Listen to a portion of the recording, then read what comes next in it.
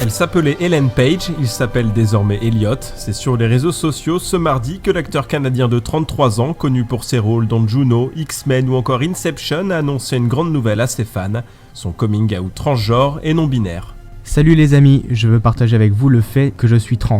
Mes pronoms sont il et mon nom est Elliot. Je me sens chanceux d'écrire cela, d'être ici, d'être arrivé à cet endroit dans ma vie. Je ressens une immense gratitude pour les personnes incroyables qui m'ont soutenu tout au long de ce voyage. Alors, tu es né garçon, tu t'appelais Faites comme ça pour... C'est le nom de code. On ne prononce plus ce nom. À quel moment tu as senti que tu étais Lily? À 3 ans. À 3 ans. Et comment ça s'est manifesté? 3 ans? Je l'ai dit à 8 ans. Ouais. Et je le ressentais à 3 ans.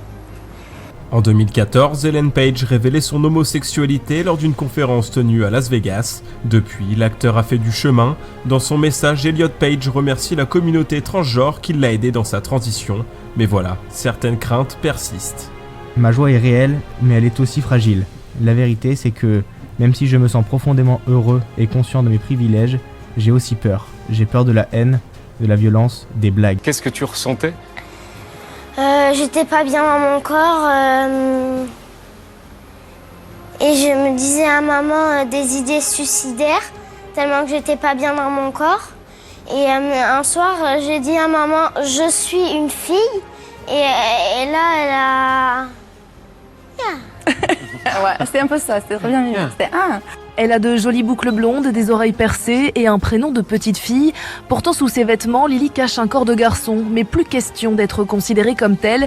Elle l'a annoncé cet été à ses copains et ses copines. Je leur ai expliqué que j'étais une fille, que j'étais née dans un corps de petit garçon, mais je voulais être une fille.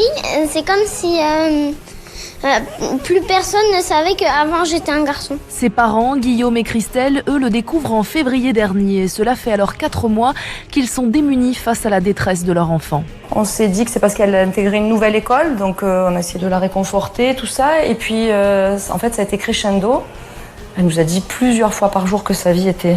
Comment tu disais, tu te rappelles? Et puis ça a empiré encore avec des idées suicidaires, des phrases à tire-larigot de ma vie est tellement nulle que je préférerais mourir. Et puis avec un travail de discussion, on a pu faire en sorte qu'un soir, ça sorte, quoi. Le transactivisme conduit à mutiler une génération de jeunes corps sains, les mettre sous médication à vie et exiger que toute la société se conforme à cette croyance, qu'il serait possible de naître dans un mauvais corps, puis de changer de sexe, sans aucun égard pour la réalité ni la biologie. Pour ce qui est de la préservation de fertilité, ce que je vous propose, je vais là vous donner quelques infos et puis que vous en rediscutiez tous les deux, éventuellement avec Sacha, mais pour le coup peut-être que pour Sacha c'est difficile de se projeter là-dedans, parce que on va maintenant avoir des options un peu différentes et surtout si on bloque la puberté très tôt, elle n'aura pas de spermatozoïdes fonctionnels au moment où on va bloquer la puberté. Donc il y aura des options qui resteront, qui sont soit qu'à un moment donné elle suspende son traitement hormonal et que la puberté fasse au moins quelques mois de développement, mais avec un peu un point d'interrogation sur à quel point ça peut redémarrer et à quel point ça peut donner des spermatozoïdes fonctionnels, soit de se servir des testicules qui seront immatures et de les faire maturer in vitro. Ça veut dire qu'il faut discuter de à quel moment ce sera fait, en sachant qu'évidemment après il y a d'autres méthodes pour être parent, mais que s'il y a un désir de garder cette porte ouverte de pouvoir être parent biologique, il faut assez tôt avoir les informations sur les différentes possibilités. D'accord. Matt est une fille de 12 ans qui préfère être un garçon. Rachel est un garçon de 8 ans qui préfère être une fille. Après tout, me direz-vous pourquoi pas? Sauf qu'ils n'ont que 12 et 8 ans. Aujourd'hui en France, dans l'école de la République, grâce à la circulaire Blanquer, les enfants dès la primaire ont le droit de changer de prénom, de pronom pour les désigner, et de s'habiller selon les codes de leur choix. Les filles peuvent même apprendre à uriner debout. Ensuite, avant même la puberté, ils peuvent se voir administrer des hormones, puis passer par la chirurgie pour confirmer leur décision. Ces médicaments, ils les prendront à vie. Ces opérations seront sans retour. Et si à l'adolescence, ils changent d'avis, ils auront fait la fortune des labos et des chirurgiens. Le droit à la différence des LGBT+, a été chèrement gagné. Qui veut pousser sitôt des enfants à changer de sexe? Salut à tous. Je voulais faire cette vidéo parce qu'il me semble important de clarifier certains points car je me rends compte à quel point nous sommes manipulés et surtout que beaucoup de personnes comprennent très mal ce qui se produit en eux-mêmes, tout simplement parce que nous faisons confiance à des pseudo-scientifiques, à des pseudo-médecins, des personnes qui sont là, soi-disant, qui ne savent pas comment conduire leur propre existence ni leur propre vie dans leur quotidien, mais qui se prétendent avoir en fait une espèce de connaissance, voire une science qui pourrait leur permettre de mieux nous diriger, voire de mieux nous amener à nous comprendre nous-mêmes. Ils sont incapables de se comprendre eux-mêmes, ils ont des problèmes dans leur quotidien qu'ils n'arrivent pas à résoudre, et pourtant voilà qu'ils veulent dicter la conduite non seulement de nos enfants, mais aussi de certaines personnes qui malheureusement ont souvent pas suffisamment de temps pour méditer et essayer de comprendre ce qu'ils sont en train de traverser. C'est pour ça qu'il me semblait important d'essayer en fait de partager ce qu'il me sillonne de part en part. On parle de transgenre, on parle de transsexuel, on parle de tout ce qui est dans le genre, alors qu'en réalité, pour l'instant, nous ne sommes que des humains. Céline Dion fait de la pub pour le style occulte et théorie du genre dans les vêtements pour enfants.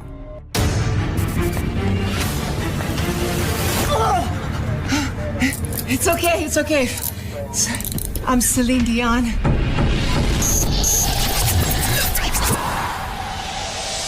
Our children, they are not really our children, as we are all just links in a never-ending chain that is life.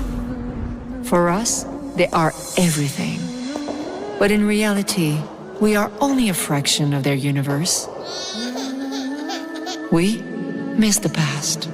They dream of tomorrow. We may thrust them forward into the future, but the course will always be theirs to choose.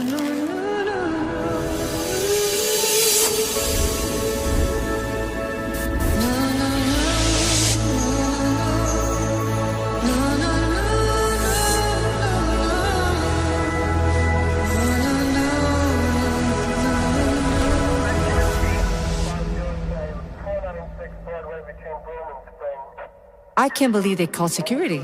I mean, oh, come on, I'm Celine Dion. I'm not spending the night in jail. Holy shit. Moi, je me voyais comme un mec depuis toujours, mais je me rendais pas compte que les autres me voyaient pas comme ça. En fait, je me sentais tellement mal dans mon corps tout d'un coup, parce que des inconnus disaient madame ou qui me genraient au féminin. C'était des fois très très violent comme ça, où j'avais juste envie d'être en boule et juste de pleurer en attendant que ça passe, quoi. Quand mon corps il s'est mis à changer, je me sentais pas à l'aise là dans ce que je voyais, j'avais pas envie de voir ça. C'était vraiment ma première crise de dysphorie en fait. J'étais une femme qui était emprisonnée dans un corps qui me correspondait pas et que j'avais jamais aimé. Ça a amené une douleur qui m'a amené à faire une tentative de suicide. Des fois je me dis waouh, j'aurais bien voulu être cisgenre. Enfin, j'aurais bien voulu naître direct, bon, bonne case, c'est tout bon, c'est tout carré. Enfin, ça facilite quand même beaucoup plus la vie, quoi. La transition a fait que du coup, je me réincarne peu à peu. La personne que j'imaginais dans ma tête, que je voyais quand j'étais petite, elle est là, en fait.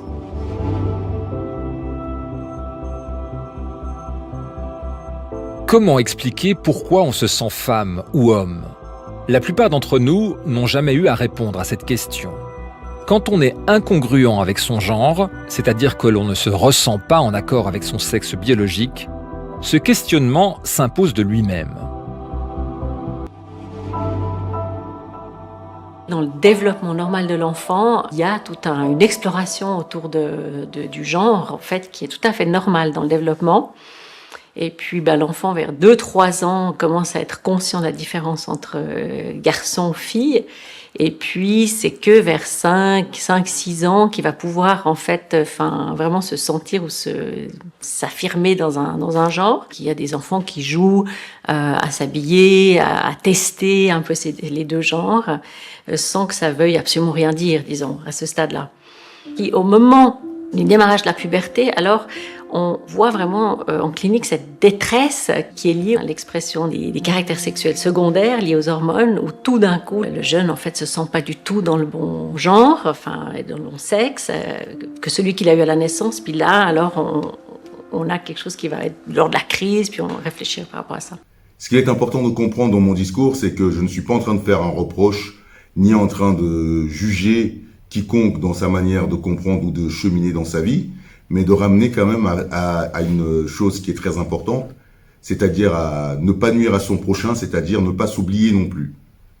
Il y a malheureusement des personnes et des entités qui sont là pour essayer de nous induire en erreur, qui cherchent absolument à ce que nous nous fassions du tort à nous-mêmes, à nous amener à nous autodétruire sous des pseudos, soi-disant, désirs psychologiques et envies. Alors il faut savoir faire la part des choses. Il n'est pas simple de comprendre ce qui nous arrive, mais il est important d'essayer en fait de méditer pour s'approcher au maximum de ce qui pourrait soit simplement équilibrer nos vies, ou soit tout simplement éclairer notre façon de pouvoir cheminer dans cette vie. C'est pour ça qu'il est important de prendre du temps pour soi, de prendre du temps pour l'univers, la planète, ainsi que l'ensemble du vivant, et d'essayer réellement de créer une relation uniforme afin d'en aboutir à ce qu'on appelle l'unification. I'm Helena. I'm Jessie. I'm Dagny. I had gender dysphoria, but it wasn't something that I thought about like all the time until I saw it on social media. I was 15 when I first learned that like a girl could transition into a boy, and I found that out on social media too. Like I always, I had a lot of issues with my weight, and I had a lot of issues just with being like growing up a girl. I would look at like boys and see that they didn't have this like kind of weight issue that I had, and I would just get very jealous, and then I would start to hate the female parts of my body.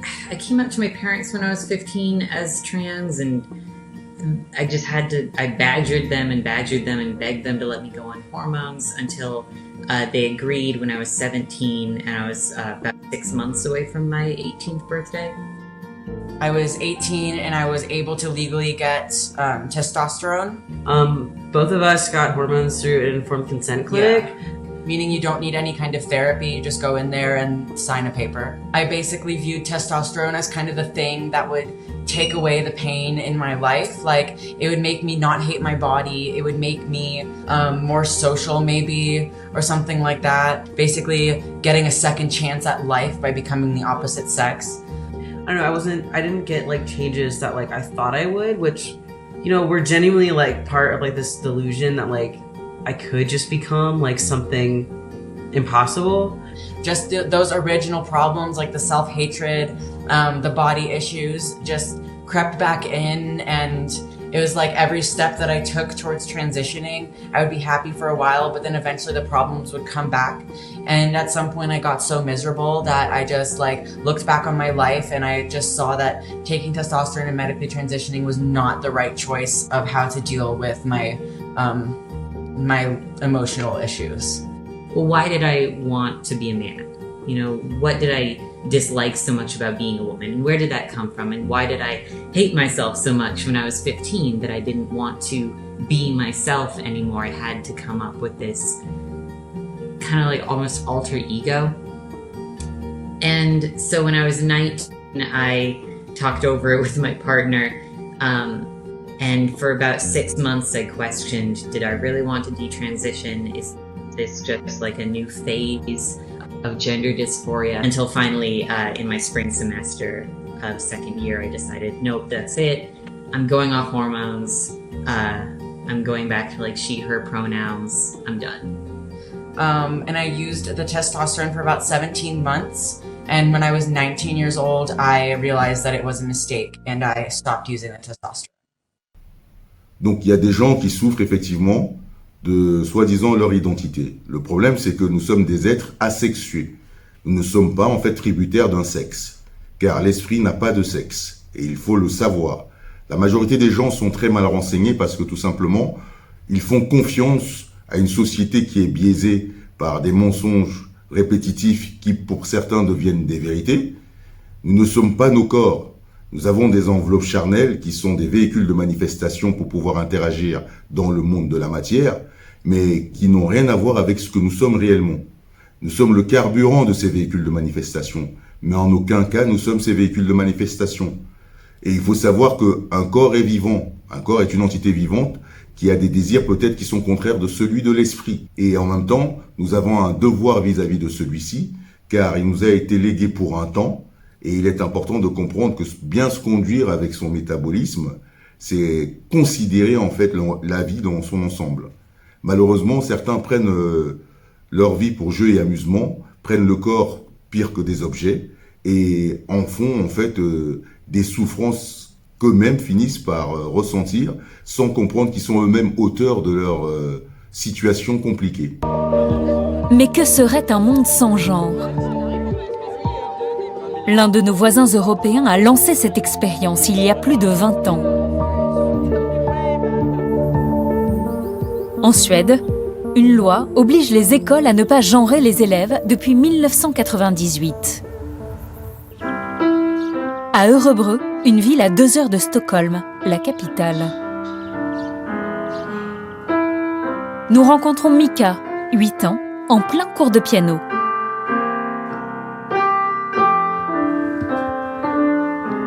Elle est douée, vraiment très douée. Je ne suis pas elle.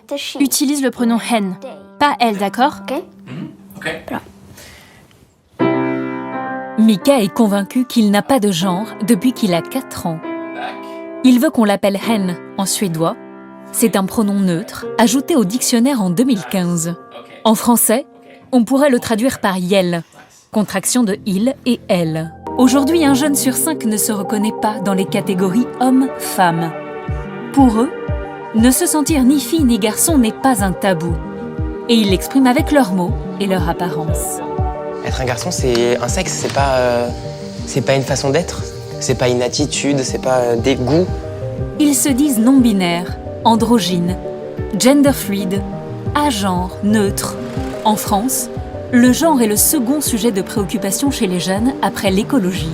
Mais je me pose toujours des questions sur mon genre ou pas, si je me considère plus comme un garçon, comme une fille, entre les deux, si je suis neutre, je sais pas du tout. Ils ne sont pas transgenres, ils veulent transgresser les codes traditionnels du masculin et du féminin. Plus t'es en fille, plus faut que tu te sentes garçon. En France, Bilal Hassani a ouvert la voie. Sur la scène de l'Eurovision 2019, le chanteur apparaît maquillé et coiffé d'une perruque. Sachez que c'est pas parce que j'ai des cheveux longs ou que je porte des perruques que je veux automatiquement devenir une femme. Le genre, c'est genre grave un spectre. Mais comment comprendre ces nouvelles identités ? Est-ce que refuser d'être garçon ou fille est une autre façon d'affirmer son homosexualité ? Les fluides du genre sont souvent victimes d'homophobie. T'as plus de relations avec des femmes ou avec des hommes ? C'est fait canarder, wesh, faites attention. Oh, ils ont crié, pas de PD ici.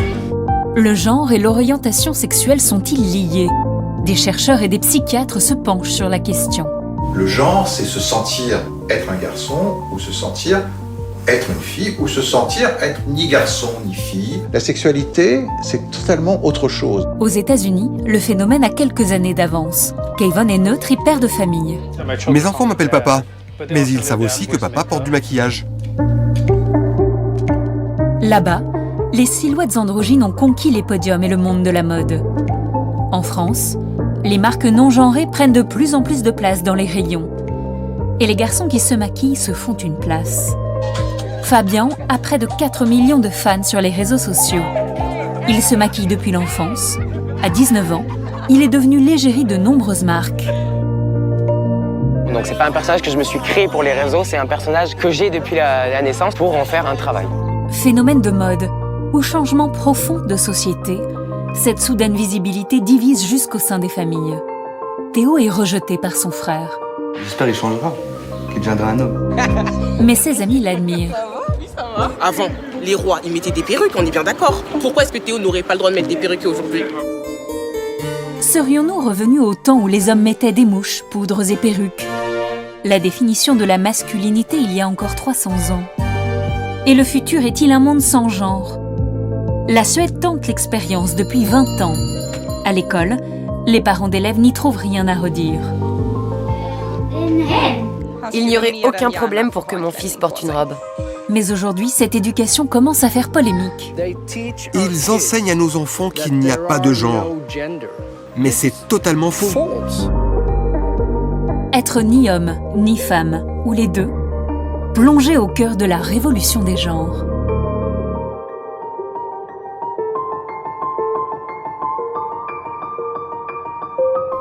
Que se passe-t-il pour des gens qui disent ne pas se sentir en fait homme ou femme ou tout simplement dans un corps qui leur conviendrait? Ce sont des personnes en fait qui ont dissocié leur esprit avec celui en fait de leur corps de manifestation, qui ont cru pendant un moment par confusion ou par ignorance qu'ils étaient tout simplement faits de chair et de sang, c'est-à-dire qu'ils étaient le corps. Et c'est un fait qu'il ne faut pas négliger parce que c'est de là où vient justement la méconnaissance et l'incompréhension de ce qui se passe en nous-mêmes.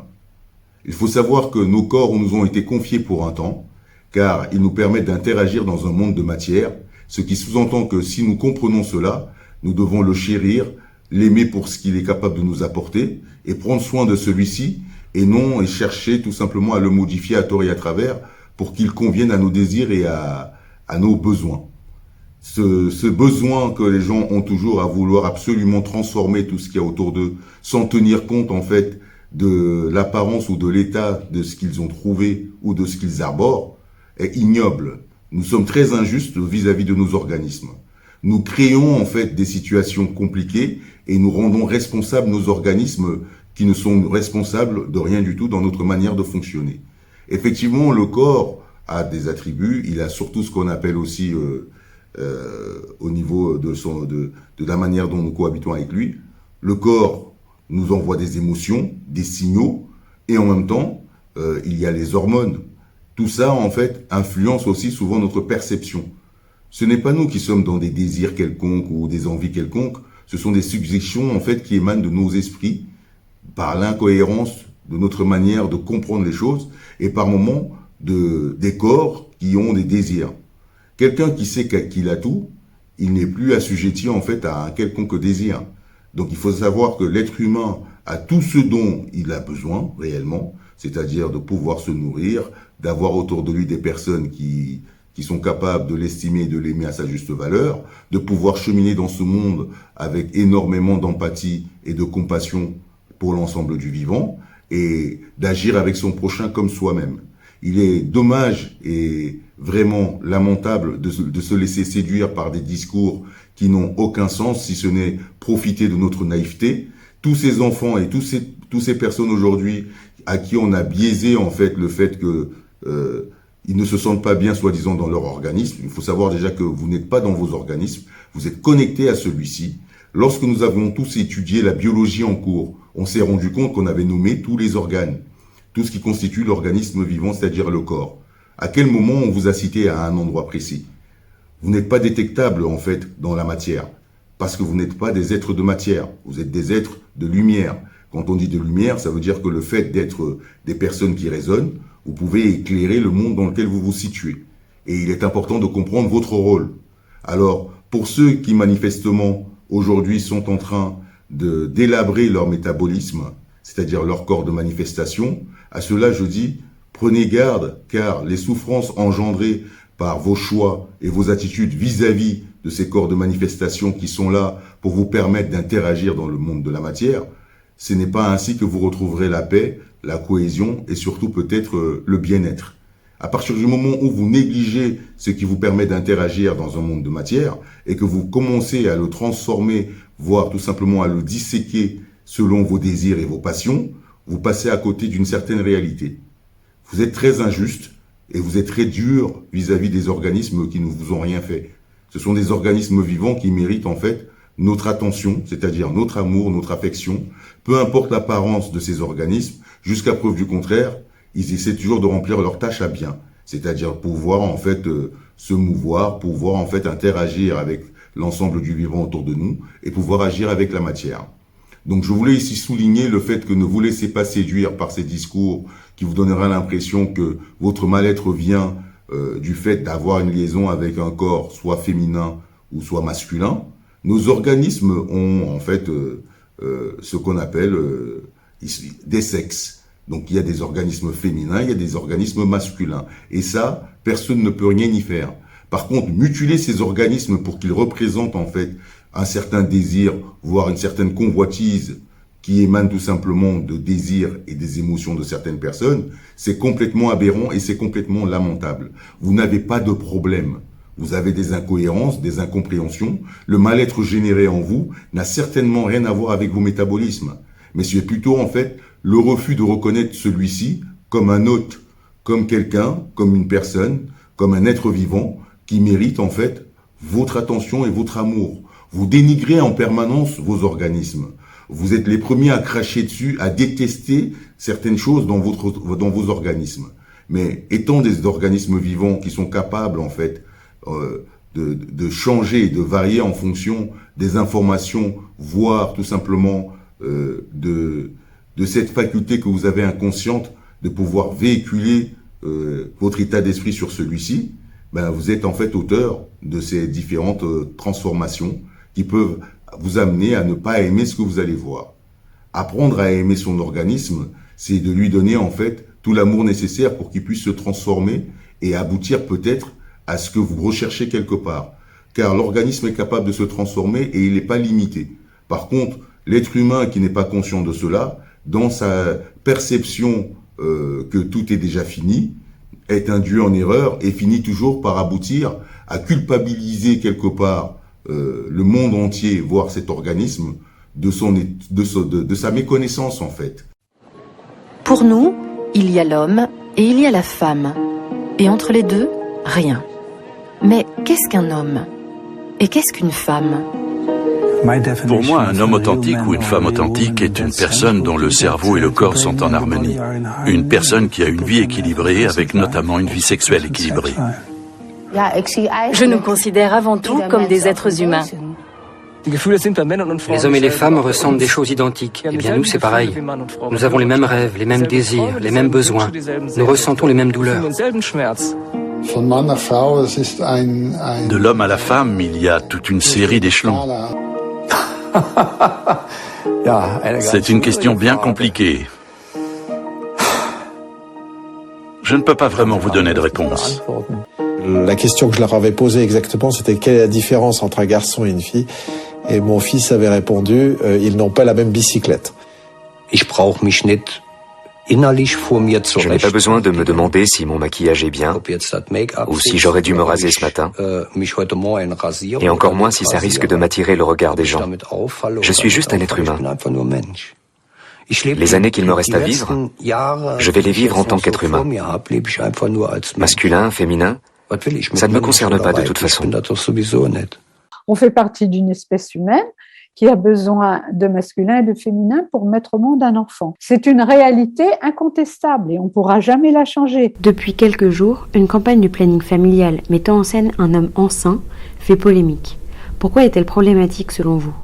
Cette campagne est un vrai scandale. C'est une véritable dépossession de la maternité des femmes. Ce qu'il y a de spécifique aux femmes, c'est-à-dire la différence des sexes, c'est quand même la possibilité de faire des enfants. Donc on a affaire ici à un détournement de la puissance maternelle des femmes au profit d'une idéologie de l'autodétermination de l'identité de genre. Et ce qui est grave, c'est que cette idéologie, elle nie complètement l'aspect biologique du corps, c'est-à-dire les fonctions, ce qu'on appelait autrefois les fonctions naturelles. Qu'est-ce qu'on voit sur l'affiche ? Une femme née biologiquement femme et qui s'identifie comme un homme, elle a gardé donc son utérus. À côté d'elle, il y a aussi un homme. Je dis à côté d'elle, je devrais dire à côté de lui. C'est la victoire totale du genre masculin qui est célébrée par le planning. On veut nous faire croire qu'un homme peut être enceinte. Non, c'est pas vrai. C'est une femme qui est enceinte. Elle a toujours son utérus et elle peut donner la vie. Ce sont les femmes qui mettent les enfants au monde. Ce ne sont pas les hommes. Cette différence-là, elle existe, c'est un fait biologique et on ne peut pas aller contre les faits. Or, l'idéologie trans, justement, consiste à imposer l'idéologie sur la réalité biologique des corps. Il n'y a pas de coupure entre l'esprit et le corps. Donc là, on est dans l'idéologie du transhumanisme, c'est-à-dire on va construire des corps. John Woo movies and books that are, science fiction that is about the sort of nature of reality. Les réalisateurs de la série, les frères Larry et Andy Wachowski, sont devenus les sœurs Wachowski, Lily et Lana. It's less about you honoring me than it is about me honoring you. Happiness, it's not a finish line that you cross in your life. It's a journey. Yeah, sure. But, you know, I'm speaking my truth and I'm living my truth, and that's important for everybody to be able to do that. Les transactivistes présentent leur démarche comme un affranchissement des normes de genre. Mais au lieu de combattre ces stéréotypes sexués, ils les renforcent, voire même les enseignent, puisque la seule réponse proposée aux adolescents mal dans leur peau est de fuir leur corps pour adopter les stéréotypes de l'autre sexe.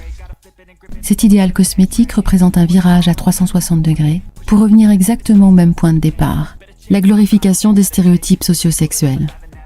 La génération des 15-20 ans est aujourd'hui sommée de répondre à cette injonction sociale, promulguée par ceux-là même qui prétendent les en libérer, pour se rapprocher le plus possible d'une norme cosmétique idéale. Sous le rouleau compresseur de l'idéologie du genre, un homme n'a plus le droit d'être efféminé et fier de l'être. Il doit s'identifier à une femme et se conformer aux stéréotypes féminins. Une femme n'a plus le droit d'être butch et heureuse de l'être. Elle doit s'identifier à un homme et se conformer aux stéréotypes masculins. La plupart des personnes queer sont homosexuelles.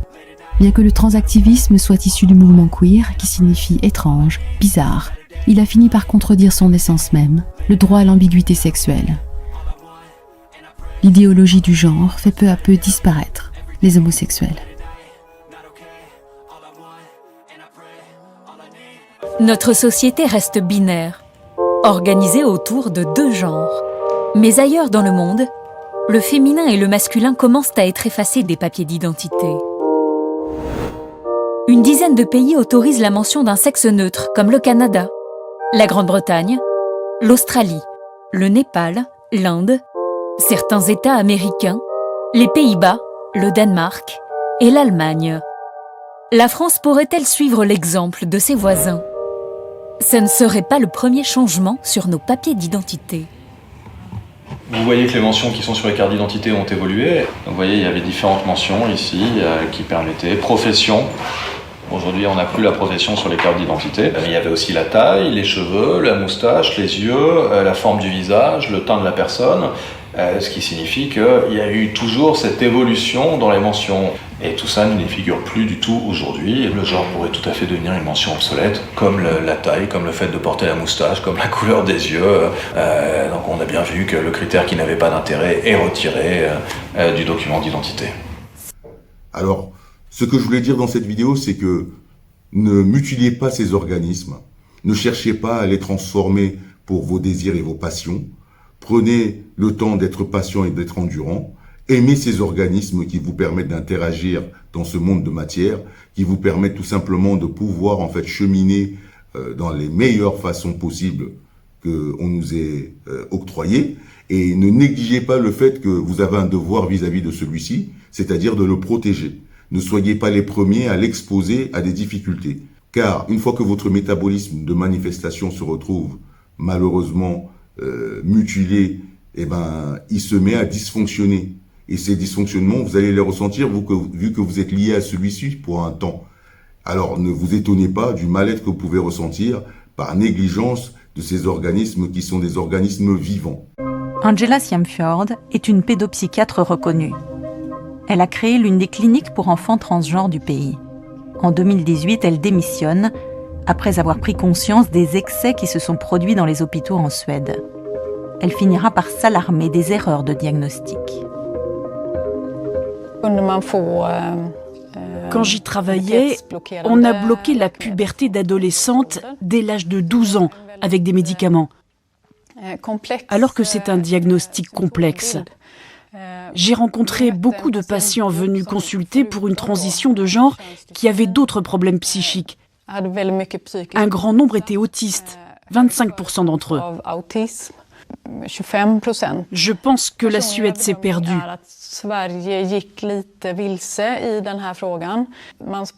On a été plus vite que la science. Même si l'intention était de faire du bien à nos patients, on a donné des traitements médicaux sans suffisamment de preuves. Nous avons été des cobayes. Ils ont mené des expériences sans base scientifique. Qui fait ça en médecine ? Voici un extrait du documentaire de la journaliste Carolina Jemsby, qui a provoqué un électrochoc dans le pays en 2019. Son enquête révèle notamment les risques encourus par les adolescents avec les traitements hormonaux. Donner ces hormones pour changer de sexe augmente les risques de cancer, de maladies cardiovasculaires et de thrombose. Pendant 4 ans, elle a suivi des adolescents et des personnes transgenres qui regrettent avoir changé de sexe. On ne peut plus rien faire pour mon corps. La chirurgie et tout le reste, c'est irréversible.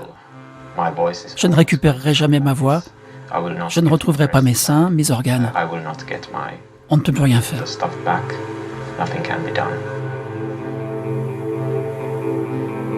Les témoignages que Carolina Jemsbu a recueillis ont révélé aussi les pressions que le corps médical a pu exercer sur les parents de ces adolescents.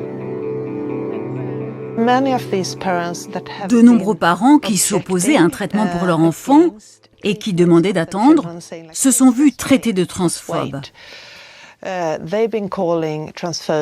Les cliniques pour adolescents transgenres ont été jusqu'à signaler des parents aux services sociaux en leur disant « Attention, nous avons un enfant transgenre dans cette famille et des parents transphobes. » Et cela juste parce que les parents voulaient qu'on prenne le temps avant de donner des hormones ou qu'on fasse une chirurgie à leur enfant. Et ce n'est certainement pas pour la santé que ces gens vous orientent à mutiler vos organismes, à devoir vous injecter en fait des hormones toute votre vie, à devoir en fait tous les jours passer votre temps à aller nourrir l'industrie pharmaceutique, des pseudo-médecins, ces personnes qui sont des charlatans, qui vous ont créé en fait dans votre désarroi d'autres pathologies et d'autres problèmes. On ne règle pas une situation en engendrant d'autres situations problématiques. On s'occupe en fait de la situation qu'on a pour ne plus être à vivre dans des situations problématiques. C'est pour ça qu'il faut comprendre que peu importe l'apparence que vous avez, vous êtes aimé, vous êtes très aimé, et que c'est pas parce que tout le monde ne vous considère pas que vous-même vous devez vous négliger. Soyez les premiers à vous adorer, à vous aimer. Soyez les premiers à apprécier ce qui vous a été octroyé pour un temps. Soyez les premiers en fait à reconnaître que effectivement ces organismes nous servent dans notre quotidien et ne se plaignent jamais. Ils nous envoient des signaux afin de nous orienter lorsqu'on se loigne peut-être d'un certain équilibre, mais ce n'est pas pour autant que nous devons être ingrats et chercher toujours en fait à diaboliser ces organismes et en réalité à leur faire endosser nos mauvaises attitudes et notre incompréhension. C'est pour ça que je voulais faire cette vidéo, parce que je voulais simplement attirer votre attention sur le fait que nous avons une responsabilité vis-à-vis de nos organismes de manifestation. Nous ne devons pas en fait nuire à ces organismes, ni à les mutiler comme la soi-disant science nous pousse à le faire actuellement. Des gens qui vont en fait se faire opérer, leur changement de sexe, changement de ceci. Vous pensez qu'en mutilant vos organismes, vous allez être beaucoup plus épanoui. Vous perdez énormément en faisant cela, parce que ne serait-ce que le plaisir que vous aviez avant ne sera plus jamais le même, car tout simplement, le fait qu'on ait rompu tout ce qui était en fait lié à toutes certaines sensations que vous pouviez avoir avec votre organisme vous a été ôté. À ce moment-là, vous devenez simplement des carcasses vides. Vous avez l'illusion de croire que parce que vous êtes dans un organisme qui a été génétiquement modifié par, soi-disant, la science, voire la médecine, alors qu'en vérité, on vous a déraciné de tout ce qui aurait pu être pour vous un moyen de compréhension et d'émancipation. Ce que nous ressentons n'est pas en soi quelque chose de négatif. Nous pouvons très bien être aujourd'hui très bas au niveau psychologique et puis demain nous sommes au top de notre forme. Ce sont des moments passagers de nos vies que nous devons apprendre à comprendre, parce qu'en réalité, plus on comprend les choses, peut-être que plus ça nous donne un moyen d'emprise pour la manière de cheminer et de nous comporter. Vous n'avez pas de problème. Cessez de dire que vous avez des problèmes. Vous avez des situations. Alors les parents qui laissent leurs enfants croire qu'ils sont leur organisme, osez dire que je me sens pas bien dans mon organisme. Mais pour se sentir bien dans quelque chose, c'est que vous êtes en fait prisonnier de quelque chose. Non, vous n'êtes pas prisonnier de vos organismes. Vous êtes lié à ceci pour un temps et vous devez apprendre à vivre avec et à fonctionner avec. Et vous devez apprendre justement à le sublimer par l'empathie et l'amour qui vous sillonnent. Vous êtes des êtres de lumière, vous êtes des êtres asexués, vous n'êtes pas tributaires d'un sexe. Les organismes, oui. Alors, cessons de dire « je suis un homme, je suis une femme ». Non, j'ai un corps d'homme ou j'ai un corps de femme. Et cela ne doit pas être un problème. Agir bien avec son prochain, ce n'est pas qu'avec les êtres qu'il y a autour de nous, mais c'est aussi avec ces organismes qui font partie d'une certaine façon de nous, car nous sommes liés pour un temps. Alors, apprenons à vivre avec ce que nous sommes et cessons de nous détruire inconsciemment ou de nous diviser à créer des alter-ego comme si en vérité nous avions besoin que tout soit dans une espèce soi-disant de perfection de notre perception intérieure et surtout de nos désirs et de nos passions. Les désirs et les passions sont diverses. C'est pas pour autant qu'il faut les suivre. Et ce n'est pas parce que vous ressentez l'envie de quelque chose qu'il faut forcément le nourrir. Par contre, vous n'êtes pas là pour lutter contre vous-même, car on dit que le premier combat est en soi. Je dirais le contraire. Il faut faire la paix en soi. Qu'est-ce qui peut faire la paix? C'est le discernement, la connaissance et les prises de conscience. Vous n'avez pas à lutter contre vous-même. Vous avez simplement, en fait, à éclairer ce qui manque en vous. Il n'y a pas de combat à avoir entre vous et votre organisme. Il y a plutôt une corrélation à créer. Peu importe l'état de votre organisme, il n'est pas limité et selon en fait votre conduite vis-à-vis de celui-ci, il se pourrait qu'il vous surprenne. Car le corps se transforme en fonction de l'hôte en fait qui cohabite avec celui-ci. Donc on le sait très bien que les paroles sont importantes et que nous ne devons pas négliger ce que nous disons. Passez votre temps à vous autoprogrammer que vous ne vous aimez pas, que vous vous détestez. Ça s'appelle de l'auto-hypnose de soi-même. Vous êtes dans des états où vous vous êtes persuadé que vous aviez un problème parce que vous avez répété ces choses tout le temps. On vous dit de penser positif. Positif, ça veut dire quoi? Véhiculer des paroles positives. Véhiculer en fait des désirs positifs. Cherchez toujours en fait à sortir de ces ténèbres qui sont toujours en fait dans le sens de vous réduire, de vous diminuer et de vous amener à une disharmonie qui risquerait de créer des troubles dans vos vies. Donc, des gens qui disent « moi, je ne suis pas homme » ou « moi, je ne me sens pas homme », remettez-vous en question parce qu'en réalité, sachez que un métabolisme est ce qu'il est, mais que vous n'êtes pas ces métabolismes-là. Vous êtes simplement liés à ces métabolismes pour un temps. Voilà le message que je voulais vous transmettre. Soyons dans la paix, la piété, l'amour, le discernement et surtout, soyons reconnaissants vis-à-vis de ces organismes qui nous permettent d'interagir dans ce monde de matière. Et rien d'autre. Cessez de vouloir le mutiler parce que cette mutilation n'est certainement pas la meilleure façon d'avoir la reconnaissance vis-à-vis de ce qui nous a été octroyé. C'est pour ça que je voulais parler dans cette vidéo, vous dire que vous êtes aimés, mais ne vous oubliez pas vous-même en vous détruisant inconsciemment, en détruisant ces métabolismes de manifestation qui ont été mis à votre disposition pour un temps, qui ne sont pas responsables de votre perception de celui-ci, car en vérité, vous dites que vous êtes capable d'aimer alors que vous ne savez pas ce que c'est. Se nuire à soi-même, nuire à ces organismes de manifestation, c'est être très loin de l'amour. L'amour ne fait point du mal à son prochain. Ce sont des mots que certains utilisent dans leur quotidien.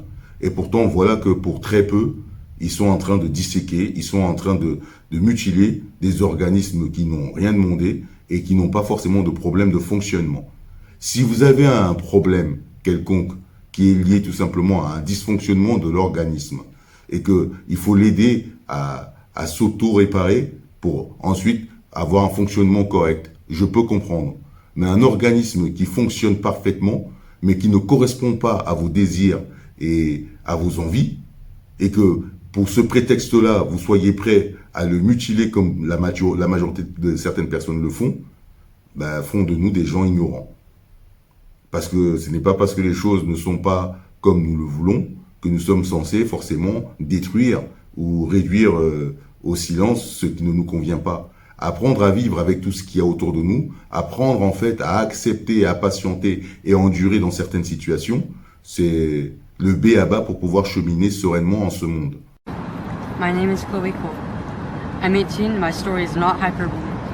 Starting around the age of 12, I began to believe that I was transgender.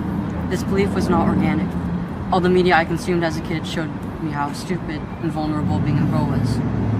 All the sexualized images of women gave me an unrealistic expectation of womanhood. I spent a lot of time online and quickly saw all the praise coming out as trans, caught on Instagram and other social media.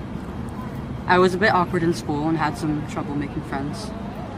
Like many dysphoric children, I also suffer from a variety of mental health conditions, so I easily fell prey to the narrative that if I felt different and did not want to be a highly sexualized girl, that I must be a boy.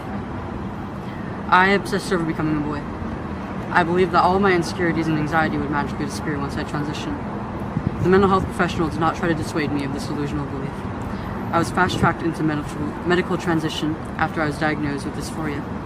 In California, a child can pick their gender identity, and a care provider questioning that would be considered conversion therapy. This wasn't a misdiagnosis, it was mistreatment. My parents were told that the options were transition or suicide. They complied because they were not offered any other treatment solution for my distress. My distraught parents wanted me alive, so they listened to my doctors. I was placed on puberty blockers and testosterone after expressing my gender dysphoria to my therapist, and I was approved for a double mastectomy, all by the age of 15. No one explored why I did not want to be a girl. More and more kids are falling for the false promise of happiness if they transition. Gender clinics in the US are turning a blind eye to European countries who are pumping the brakes on this experiment on youth. Who here really believes that, as a 15-year-old, I should have had my healthy breast removed, or that should have even been an option? When the CDPH got less than 300 reports of people getting hospitalized as a result of vaping, San Francisco banned vape products that same year. So I know that you care about the health of children, yet you are allowing doctors all over the state to remove the healthy breast of children. How many more children's bodies will be destroyed before you actually listen? What is the sweet spot? 100? 200? 1,000? SB 107 will open the floodgates for confused children like me to get the gender interventions that many so regret. My name is Chloe Cole, and I am a 17-year-old detransitioner from the Central Valley. I was medically transitioned from ages 13 to 16. My parents took me to a therapist who affirmed my male identity, and the therapist did not care about causality or encourage me to learn to be comfortable in my body. He brushed off my parents' concerns about the efficacy of hormones, puberty blockers, and surgeries. My parents were given the threat of suicide as a reason to move me forward in my transition. My endocrinologist, after 2 to 3 appointments, put me on puberty blockers and injectable testosterone. At age 15, I asked to remove my breasts. My therapist continued to affirm my transition. I attended a top surgery class that was filled with around 12 girls that thought they were men. Most were my age or younger. None of us were going to be men. We were fleeing from the uncomfortable feeling of becoming women. I was unknowingly physically cutting off my true self from my body, irreversibly and painfully. Our trans identities were not questioned. I went through with surgery. Despite having therapists and attending the top surgery class, I really didn't understand all of the ramifications of any of the medical decisions I was making. I wasn't capable of understanding, and it was downplayed consistently. My parents, on the other hand, were pressured to continue my so-called gender journey with a suicide threat. I will never be able to breastfeed a child. I have blood clots in my urine. I am unable to fully empty my bladder. I do not yet know if I am capable of carrying a child to full term. In fact, even the doctors who put me on puberty blockers and testosterone do not know. SB 107 is circumventing states' laws that have needed safeguards in place so my story is not repeated. Children cannot consent. Vote no on SB 107. Thank you. J'aimerais que vous compreniez que l'amour ne fait point du mal à son prochain. Cessez de nuire à ces organismes qui sont des organismes vivants. Cessez de confondre ces organismes avec vos propres désirs et votre perception de vous-même, car vous n'êtes pas ces organismes, mais vous êtes liés à eux. Et surtout, cessez de vous faire manipuler par l'industrie pharmaceutique ainsi que ces lobbies qui passent leur temps à vous rendre tout simplement esclaves de ces instituts. C'est-à-dire que toute votre vie, en ayant voulu modifier vos organismes, vous serez amené à devoir consommer à vie certains de ces produits qui sont très nocifs et qui au final ne changent pas votre état ni votre situation. La seule problématique que vous ayez réellement, c'est qu'on fait tout pour vous maintenir dans un état de léthargie totale, c'est-à-dire dans l'ignorance. Seule la vérité nous affranchira, car la vérité est libératrice. Les organismes que nous avons méritent en fait notre affection, méritent notre tendresse, méritent en fait une vision beaucoup plus ample que celle qu'on essaie de nous donner. vous faire croire que vous êtes prisonnier de vos corps. Mais quelle ineptie totale, quelle méconnaissance totale, car les corps ne sont pas tout simplement nous, mais ce sont nos véhicules de manifestation. Nous arborons ces corps pour un temps. Alors apprenez à les apprécier dans la paix, l'amour, la fraternité, la patience et énormément d'endurance. Cessez de vous causer du tort, non seulement à ces organismes, mais aussi à vous-même. Apprenez à vous aimer. Après que vous vous comportiez comme un homme ou comme une femme soi-disant, ça, ce sont des théories qui ont été mises en place pour vous duper. Parce qu'en réalité, je peux très bien jouer avec une poupée comme je peux très bien jouer avec une voiture, mais ça ne changera pas l'enveloppe charnelle que j'ai revêtie. Et cette enveloppe charnelle ne doit pas être une raison pour moi de me créer un trouble quelconque. Il y a des gens aujourd'hui, ils ont des ébats charnels dans tous les sens du terme, ils font des choses qu'ils aiment bien faire, mais c'est pas pour autant qu'ils doivent tout faire pour se transformer, pour en arriver à se nuire et à se retrouver avec un mal-être permanent durant le laps de temps qui leur a été attribué. Donc prenons le temps de recul, soyons tolérants, soyons patients, cessons de juger. Donc c'est les paroles que je dis, je ne juge pas les gens, mais j'apporte tout simplement une perception qui est peut-être différente de celle qui nous a été exposée. On nous fait croire et on nous dit qu'un homme est capable en fait d'enfanter. C'est faux. Un homme, c'est-à-dire un organisme, comme on dit, d'un homme ou un organisme féminin ont des attributs particuliers qui sont propres à eux-mêmes. Et donc chercher à biaiser les gens en leur donnant l'impression que on peut tout faire, c'est tout simplement immoral et contre-productif pour la traversée que nous sommes en train de mener en ce bas monde. Au contraire, ces organismes ont des particularités qui leur sont propres. Apprenons à vivre avec, à s'adapter et cessons de nous en plaindre et faisons l'effort qu'il faut pour tout simplement rectifier la situation. Alors les enfants, les adolescents ou même certaines personnes qui se sentent entre guillemets soi-disant féminins ou masculins ou je n'en sais rien, cessez de vous autoprogrammer comme ça, car vous êtes des êtres de lumière et vous êtes asexués. Il faut vraiment que vous le compreniez. L'esprit n'a pas de sexe. Les corps, oui, ont une apparence sexuelle, mais pas l'esprit. Et donc, il n'y a pas à croire que vous êtes un homme ou une femme. Vous avez revêti un corps, composé avec celui-ci, dans la meilleure façon de faire, et cessons de nous plaindre, parce que la vie n'est pas que celle-là, elle perdure et elle sera tout le temps, et nous aurons peut-être à expérimenter d'autres situations, d'autres organismes. Mais prenons chacun notre mal en patience. Et surtout, soyons cohérents dans notre façon de cheminer. S'auto-détruire, s'auto-mutiler et avoir quelque chose qui ressemble pas du tout à ce que vous avez aspiré et qui ne correspond pas du tout à ce que vous avez désiré et qui en plus est l'illusion de ce que vous pensez réellement être, tout cela est vain et cause la perte de la majorité. Beaucoup se sont suicidés après avoir été se faire mutiler, se transformer soi-disant, et aujourd'hui il y en a énormément qui regrettent. Ils ne sont pas mis à l'écoute, ils sont plutôt mis de côté, et ceux qui continuent à promouvoir comme quoi c'est la meilleure chose à faire, on nous a pris nos enfants en otage aujourd'hui, on essaie de leur faire croire qu'ils peuvent être ce qu'ils veulent, alors que ce n'est pas mon corps qui représente ce que je suis. J'ai un esprit, j'ai un corps, et je ne dois pas faire l'amalgame. Mon corps est ce qu'il est, mon esprit est ce qu'il est, mais néanmoins, je dois apprendre à vivre avec, et non à chercher à le détruire, à le mutiler, parce que certaines personnes ont cherché à nous mentir. C'est important de le comprendre. Je me genre au masculin depuis 1 an maintenant, un peu plus officiellement dans ma famille et dans mon intimité ces derniers mois. C'est un processus assez long et tout ça, je le mentionne ici parce que tu vois, limite, quitte à me troller, tu vois, troll-moi avec les vraies attaques, je sais pas, dis que je suis devenue psychotique et donc que mon masculin est une psychose, enfin tu vois, fais le truc, mais genre en tout cas, sache que je me genre au masculin, voilà, donc c'est une façon de s'adresser à moi. À la base de la définition de la transidentité, il y a la notion de dysphorie de genre ou d'incongruence de genre. Le terme décrit le sentiment de détresse et de souffrance ressenti par les personnes dont l'identité sexuée ne correspond pas au sexe qui leur aurait été, selon la terminologie consacrée, assigné à la naissance. Contrairement à ce qu'affirment les transactivistes, le sexe n'est pas assigné à la naissance, il est simplement constaté. Il n'existe pas de spectre sexué. On est homme ou femme, point. les transactivistes se sont appropriés la problématique des personnes intersexes pour propager l'idée qu'il existerait un spectre sexué et rejeter le sexe au profit d'une identité genrée autodéterminée. Cet amalgame est totalement mensonger. Les personnes intersexes souffrent d'un ensemble de pathologies développementales spécifiques, extrêmement rares. Il en existe plus de 40 formes différentes.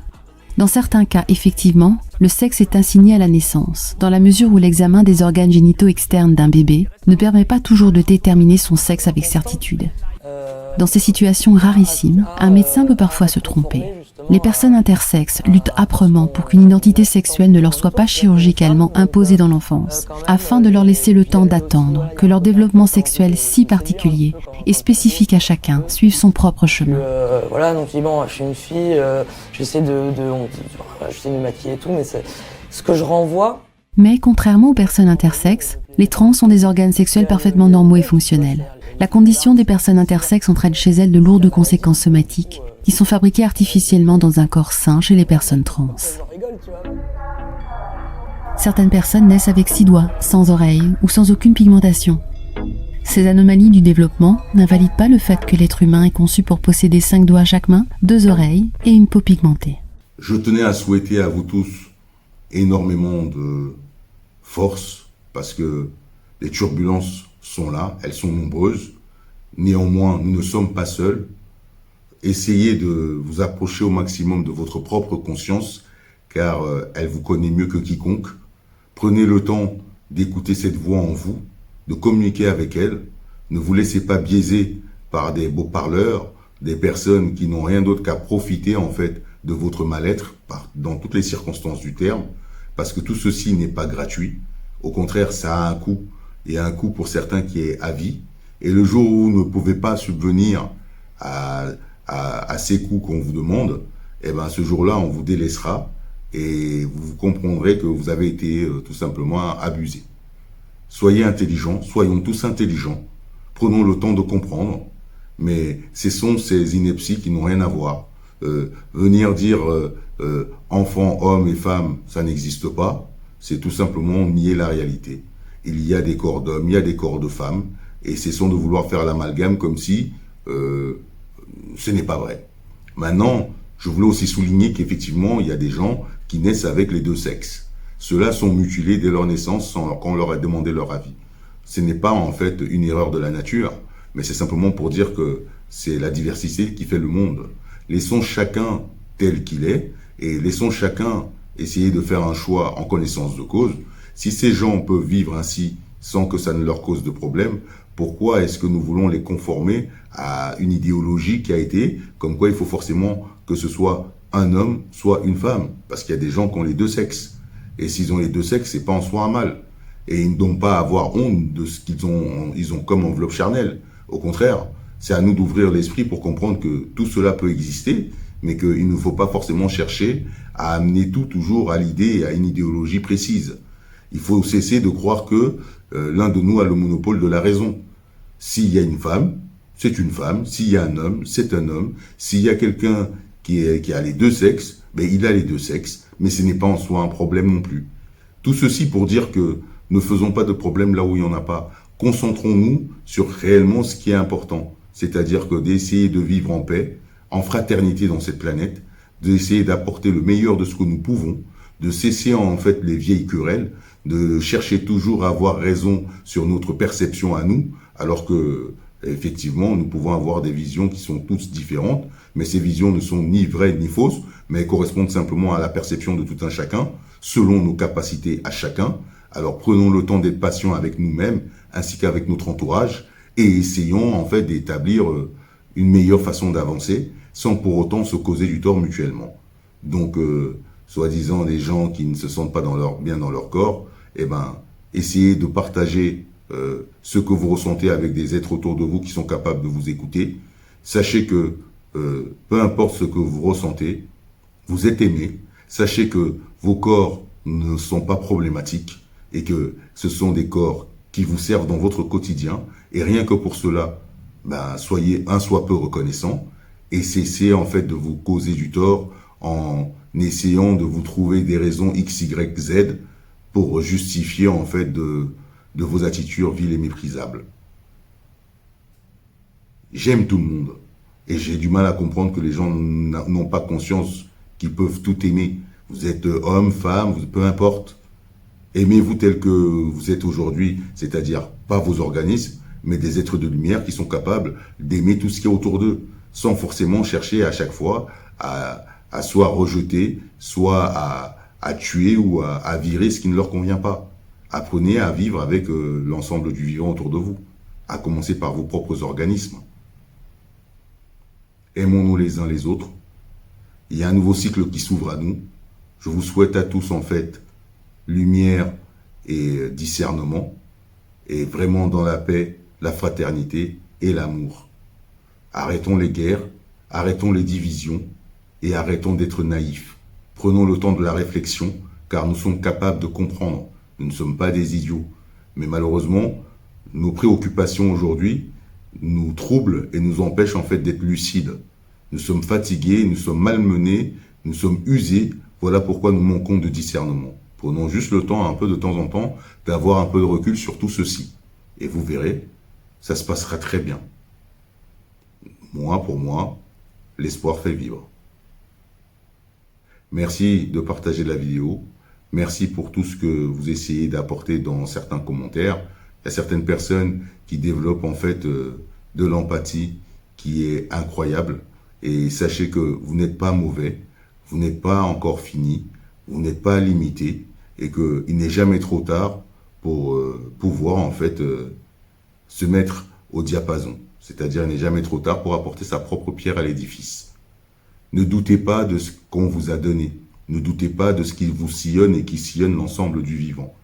Nous avons tous auprès de nous, autour de nous et en nous-mêmes, l'esprit vivant.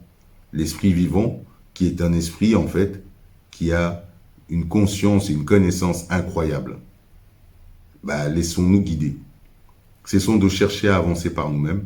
Laissons-nous guider par nos consciences. Laissons-nous guider par le vivant, par excellence. Que la paix soit sur tous et que la clairvoyance prédomine sur la vie. D'une personne à l'autre, les résultats sont extrêmement variés et le chemin incertain. Les jeunes transidentifiés fantasment sur les effets des mutilations qu'ils s'infligent, emballés avec des paillettes, et le soutien de faux amis qui les lâcheront au moindre doute. Ils sont bien trop jeunes pour penser à la mort, aux conséquences de la stérilité, et mesurer les torts infligés en cascade à leur organisme. It is a concern that you're putting people on these pathways without enough evidence of the treatment or of the long-term consequences of what that treatment is doing. This can be life-changing treatment in many situations and circumstances, and that pathway is something that you're putting people on without the requisite evidence. Well, I accept that we can always have a better evidence base. I don't accept that there is no evidence base. I think it depends on how you define your evidence base. And what I would add, well, how do you define it? What do you give? I was just about to say that. You know, the children's service at the Tavistock has been running for 30 years. They have seen more than 10,000 patients. The adult Charing Cross Gender Identity Service has been running for a year less than I am, which I think is 53 years. In that time, they've seen tens of thousands of patients. So there may not be the sort of gold standard, as we would say in medicine, randomised controlled trials, but actually you are rarely going to get... Sorry? Well, I'm just curious because the NHS is meant to be dispassionate, isn't it? It is for people to have faith in all treatments, whether it is a disease, a cancer, an asthma or a gender reassignment. It has to be peer-reviewed. It has to be evidence-based research. It's not enough to say we fail to be clinically curious or acquire the relevant data and evidence that we need to make sure this is right. I think that's both harsh and inaccurate, actually. I mean, I think a lot of research has gone on over the years. I think that it's quite difficult to do very long-term research in any field. And if you're looking at people's reactions to transitioning, and you're looking at what happens 5, 10, 15, 20 years, very few studies will ever be set up that will actually take that into consideration. If you look at the hang on, let me just ask you about the numbers, okay? Because the numbers are astonishing. That we know that in the last 4 years, the number of adults and children being referred to gender identity clinics has more than doubled. It's now at 8,000. Now, what do you attribute that to? I don't know.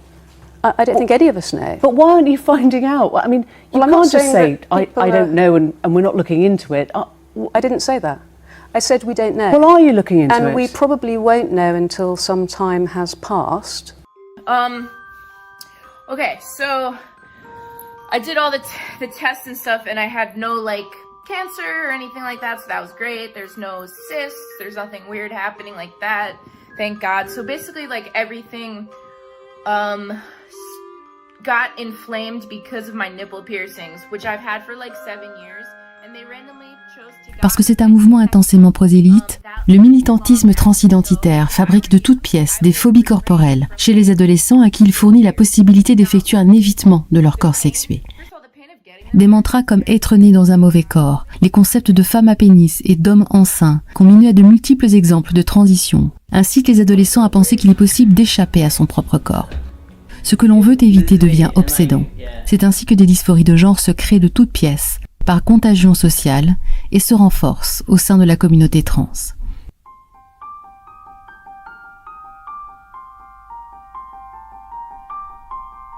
Concernant les jeunes filles, cette dysphorie est facilitée par la phallocratie intériorisée, comme en témoigne l'excellente série documentaire de Vaishnavi Sundar, Dysphorique, fuir la féminité comme une maison en feu. La censure du corps des femmes va de pair avec la surexposition des stéréotypes féminins. Il a fallu moins de 5 secondes aux algorithmes pour censurer cette poitrine féminine.